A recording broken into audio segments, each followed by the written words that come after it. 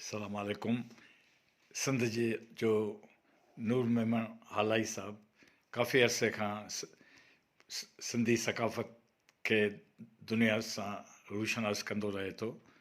हुन केतिरियूं शयूं ठाहियूं आहिनि, ख़ासि करे कपिड़े जूं मुख़्तलिफ़ अजरकूं ऐं टोपियूं ऐं ॿियूं शयूं।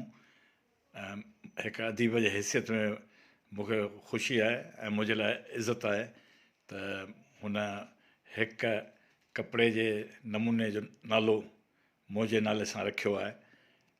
या मुंहिंजे ख़्याल में न रुॻो मुंहिंजी पर ॿियनि अदीबनि जी बि हिमत अफ़ज़ाई चई सघिजे थी। उमेदु आहे त हू अञा बि ॾींहों ॾींहुं वधीक तरक़ी कंदो। हूअं ई हुन जूं अजरकूं ॿियो सामान मां ॾिठो आहे त दुनिया जे मुख़्तलिफ़ मुल्कनि में जिते जिते सिंधी आहिनि पसंदि कयूं वञनि थियूं। ऐं मुंहिंजी इहा ई दुआ आहे त उहो अञा वधे विझे। महिरबानी।